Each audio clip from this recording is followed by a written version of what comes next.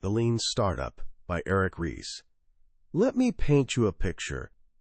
Two brilliant young entrepreneurs stand on a rain-soaked street corner, their dream dissolving as quickly as the downpour soaking through their clothes. They're arguing, voices rising with frustration, years of work, countless sleepless nights, all their savings, crumbling. The dot-com bubble has burst, the money's gone, and they can't even agree on which direction to walk home. So they split up, each heading off alone into the storm, lost in every sense of the word. One of those soaked, defeated young men was Eric Ries. His company? A platform for college students to create online profiles and share them with employers. Ring any bells? This was 5 full years before Facebook would explode onto the scene. They had the right idea, the perfect timing, a talented team, and yet they were doomed from the very first day. Why? That's the mystery we're about to solve together.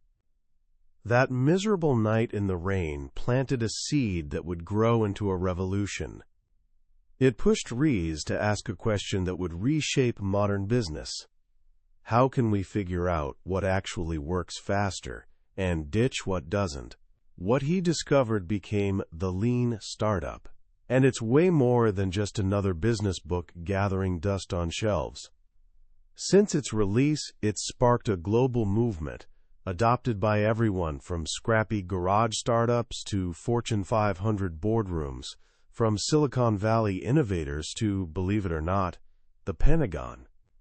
This book tears away the mystique surrounding entrepreneurship, revealing that success isn't about having some magical genius or being born under the right star. It's about following a scientific process that anyone can learn, practice, and replicate. By the time we finish today, you'll understand this process inside and out. You'll see why most new ventures crash and burn, and more importantly, you'll have a clear roadmap to make sure yours doesn't. You'll discover a fresh way of thinking that can transform your ideas into reality without wasting your most precious resource, your time. So, let's dive in. For generations, we've been fed a certain story about how great things come to be. You know the one. Visionary entrepreneur has brilliant flash of inspiration, crafts an elaborate business plan, assembles a dream team, builds the product in secret, and then the grand unveiling. If they built it well enough, customers will come stampeding. We've seen this fairy tale in countless movies, read it in business magazines. It's the modern version of rags to riches, making success seem almost inevitable if you just have the right stuff. Here's the thing, though. Eric Ries is here to tell us this story is complete nonsense. After living through the spectacular failure of his first company and working alongside hundreds of other entrepreneurs, he came to a sobering realization. Most startups fail. Most new products flop. Most ventures never reach their potential. And here's the kicker. It's not because people lack passion, brilliance, or work ethic. They fail because they're following a broken map. Think of a traditional business plan like planning to launch a rocket into space. Every single detail gets calculated beforehand. Every thrust, every course correction, every stage meticulously prescribed. The problem? Even the tiniest error in your initial assumptions can lead to catastrophe thousands of miles down the road. You achieve failure perfectly, faithfully executing a fundamentally flawed plan. Ries argues that a startup isn't a rocket ship at all. It's more like driving through an unfamiliar city at night, with fog rolling in. You've got a destination in mind, your vision, but the exact route? Total mystery. There will be unexpected turns, construction detours, dead ends. You can't just slam the accelerator to the floor and pray. You need your hands on the wheel, constantly adjusting based on what the road's telling you. And that's the essence of the Lean Startup. It's a method for driving a startup through the fog. Instead of executing some elaborate plan built on a mountain of assumptions, you make continuous adjustments using what Ries calls the build, measure, learn feedback loop. This loop is the beating heart of the entire philosophy. Sounds simple, right? But it represents a radical shift in how we think about progress. Let's break it down. The traditional definition of progress asks, are we executing our plan on schedule and within budget? Are we building what we said we'd build? But Ries asks something far more terrifying. What if we're building something nobody actually wants? In that case, who cares if we do it on time and under budget? This is what he calls achieving failure, building the wrong thing perfectly. The lean startup offers a completely different definition of progress. Progress isn't about making stuff. It's about learning what to make. The most critical function of a startup isn't building, it's learning. Not just any learning, though, but what Ries calls validated learning. Validated learning isn't some feel-good story you spin for investors after things go sideways. It's not making excuses after the fact. It's a rigorous, scientific method for proving you've discovered valuable truths about your business. It's demonstrating empirically that you understand what your customers truly want, not what they say they want, or what you think they should want. And the only way to get this validated learning, fire up the build, measure, learn feedback loop. The goal is to sprint through this loop as fast as humanly possible. Speed is everything. Not speed of building, mind you, speed of learning. Let's start with the first part, build.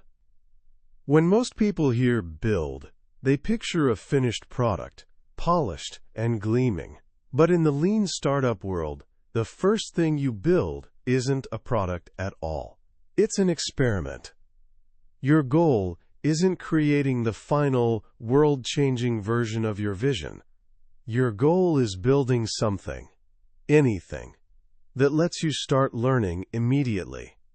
This is the famous minimum viable product, or MVP. An MVP isn't just your big product shrunk down. It's the absolute simplest version that allows you to begin learning. Its purpose is testing your most fundamental business assumptions, what Ries calls your leap of faith assumptions. Every startup has these scary assumptions that everything else rests on. If they're true, tremendous opportunity awaits. If they're false, total disaster looms. Two leaps of faith matter most: the value hypothesis and the growth hypothesis. The value hypothesis tests whether your product actually delivers value once customers use it. Will people genuinely use this thing? Does it solve a real problem? The growth hypothesis tests how new customers will discover you. How will you actually grow?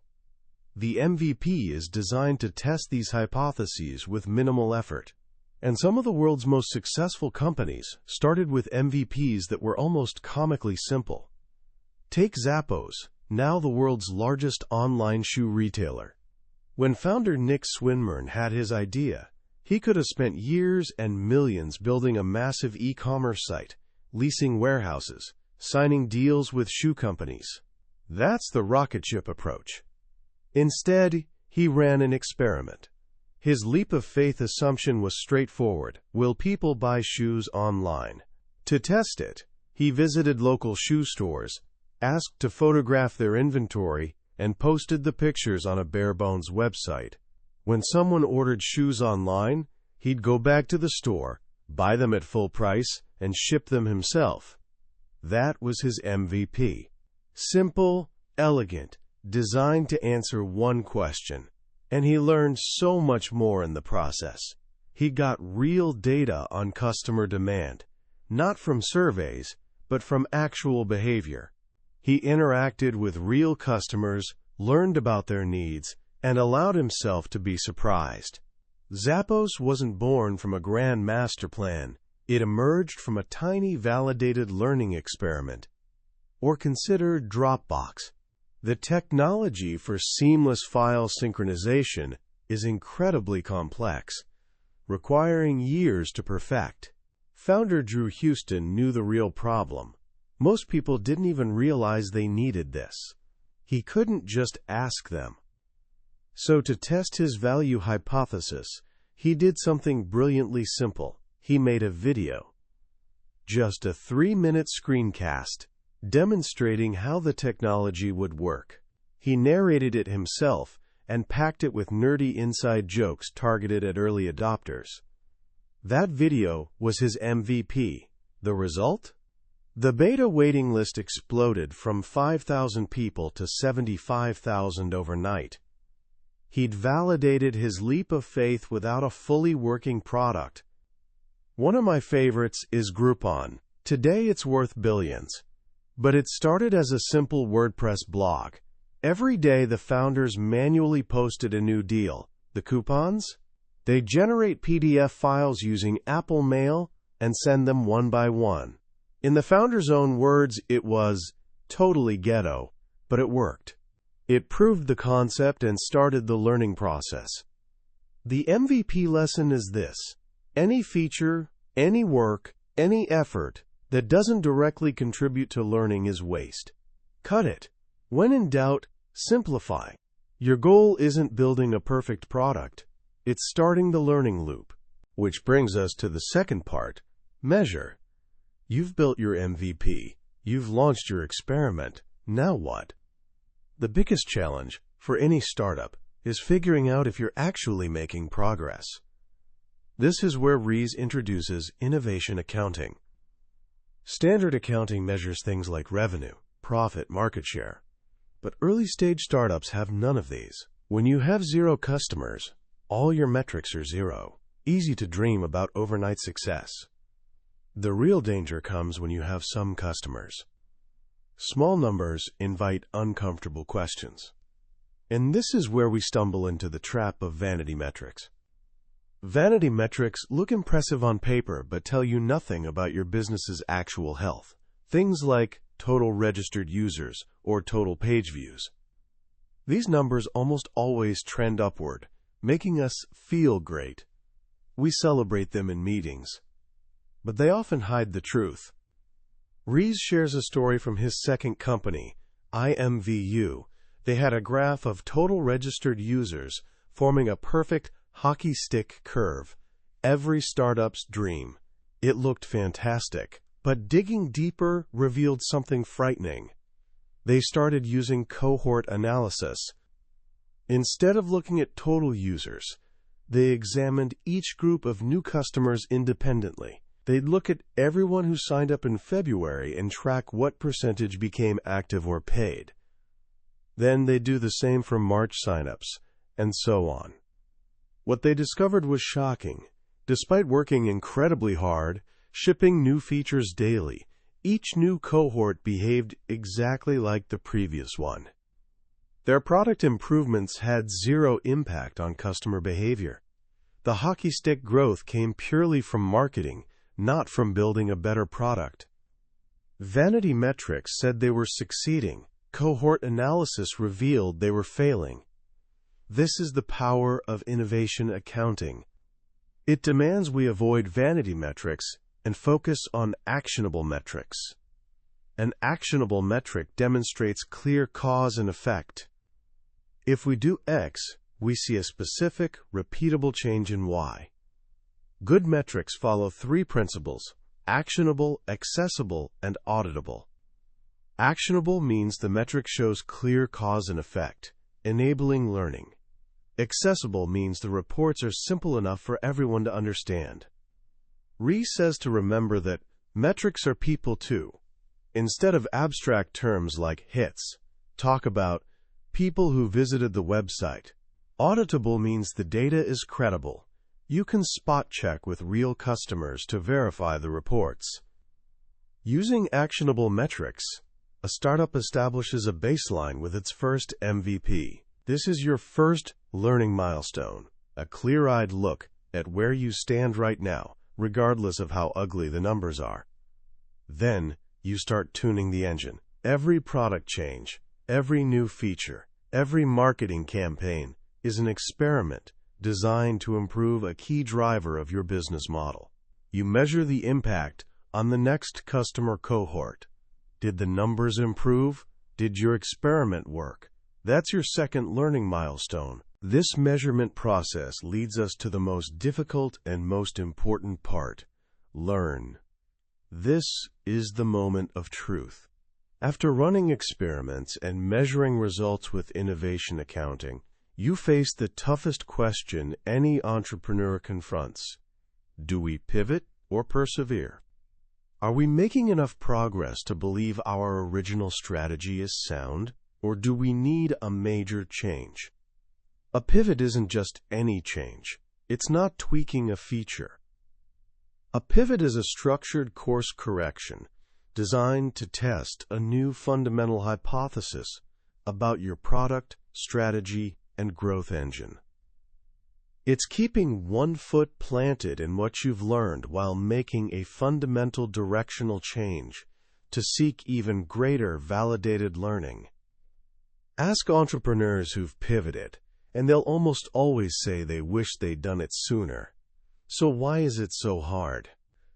First, vanity metrics can delude us into thinking we're succeeding when we're not. Second, without a clear hypothesis, experiencing complete failure becomes impossible. And without that failure feeling, there's no push for radical change. Third, acknowledging failure is terrifying. We're scared our vision will be dismissed before getting a real shot. The Lean Startup method gives you the courage and data to make this decision.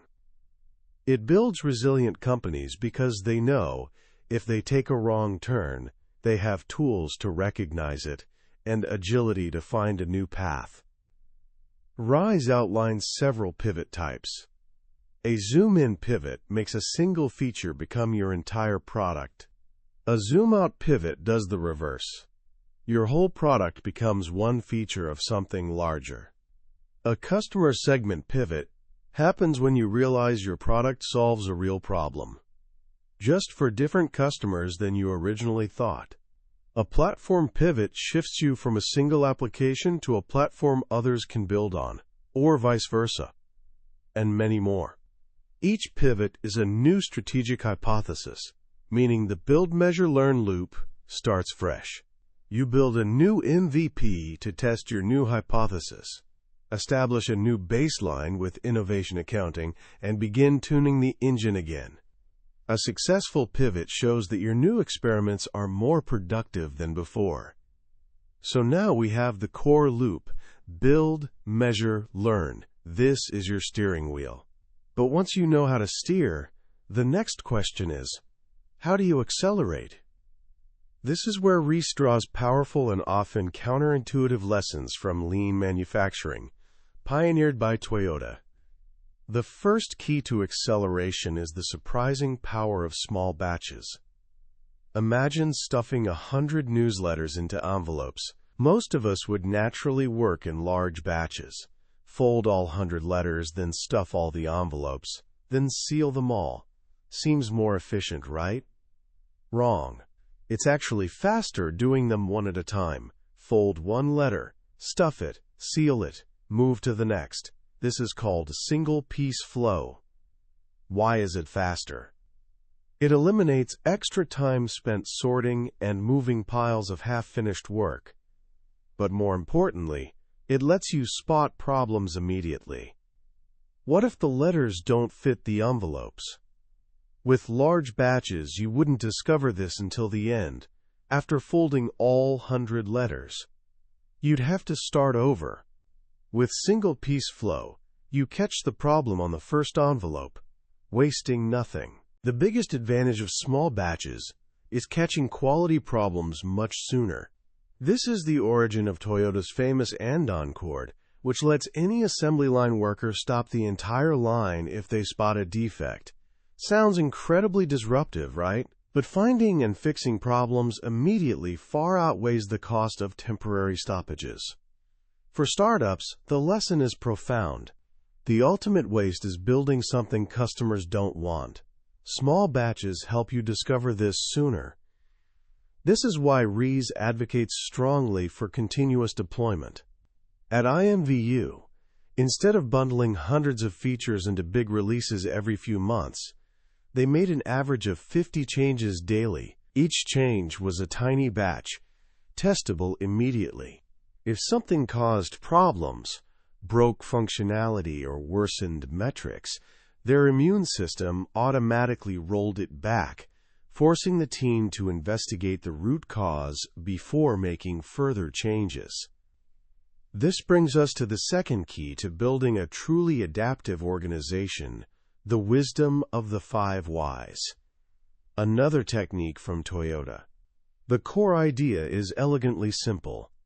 When something goes wrong, ask why 5 times to reach the problem's root.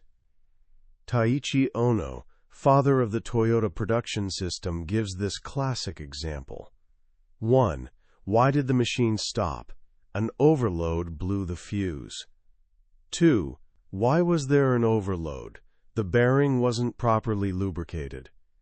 3. Why wasn't it lubricated? The lubrication pump wasn't pumping sufficiently. 4. Why wasn't it pumping sufficiently? The pump shaft was worn.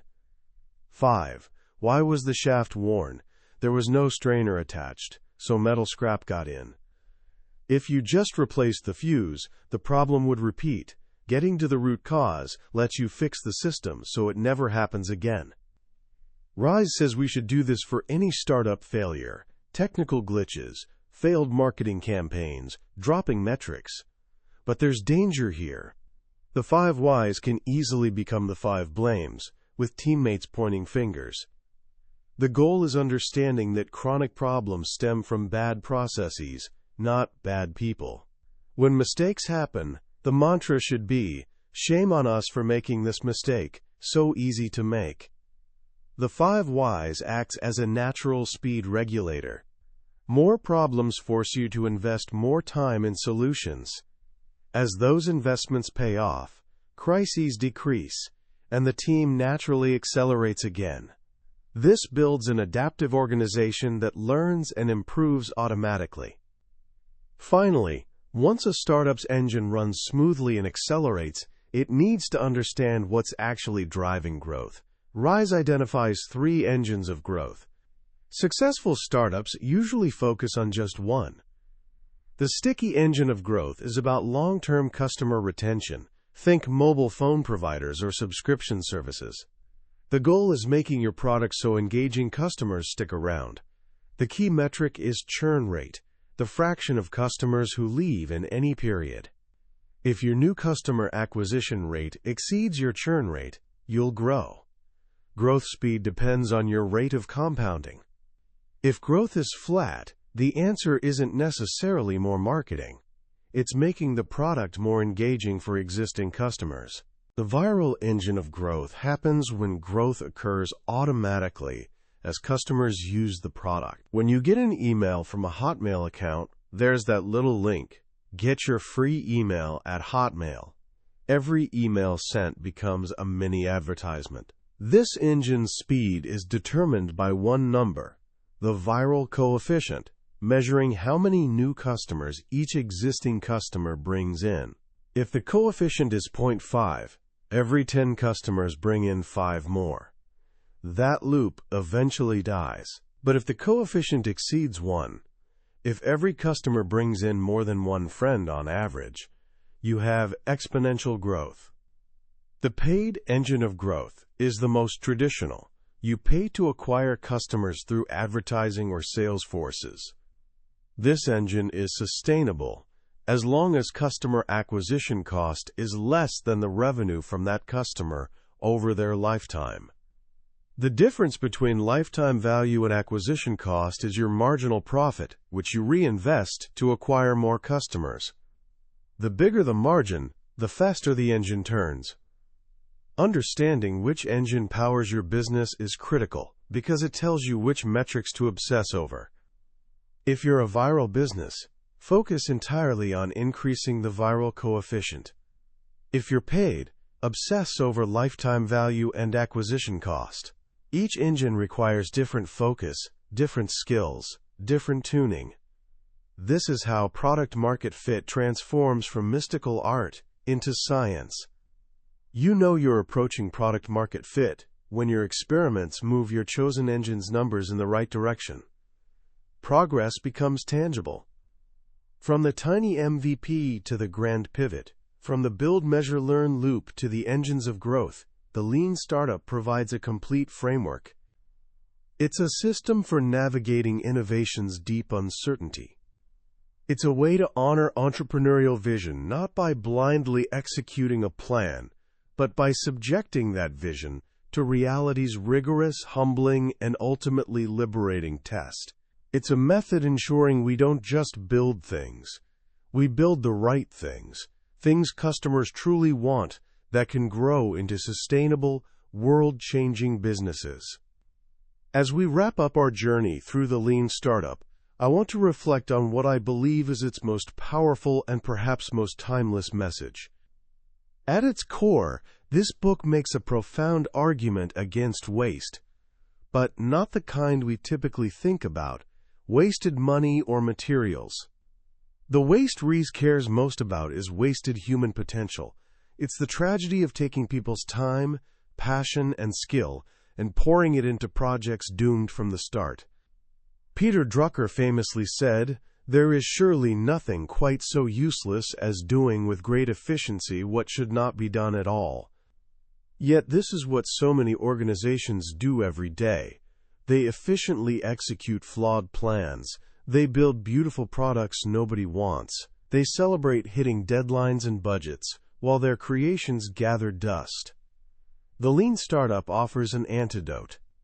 It redefines entrepreneurship not as a mystical gift for the chosen few, but as a form of management, a scientific discipline anyone can learn and practice. It gives us permission to be wrong, as long as we're willing to learn. It provides a framework for channeling creativity into its most productive form. The ideas we've explored, the MVP, the pivot, innovation accounting, the 5 whys, these aren't just tactics for tech companies. They're principles for navigating uncertainty in any field. Whether you're launching a nonprofit, starting a school club, developing a product inside a large corporation, or even trying to change your own life, the core loop remains the same. Build, measure, learn. Form a hypothesis, run an experiment, look at the data honestly, then decide whether to pivot or persevere. So how can you start applying these ideas right now? Let me offer 3 simple actions. First, think about an idea you have, a business, a project, or even a personal goal. Ask yourself, what's my biggest leap of faith assumption? What's the one thing that must be true for this idea to succeed? Write it down. Second, ask yourself, what's the absolute smallest, simplest, fastest experiment I could run, maybe even this week, to test that assumption? Don't think about building the whole thing. Think about creating a tiny piece of validated learning. Could you make a simple video like Dropbox? Could you offer your service to just one person? Your goal isn't launching, it's learning. Third, the next time something goes wrong, in a project, in your personal life, anywhere, resist the urge to find someone to blame. Instead, take a deep breath and ask, why? 5 times.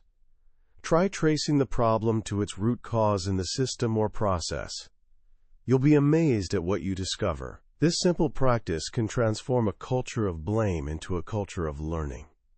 The path of anyone trying to create something new is filled with uncertainty.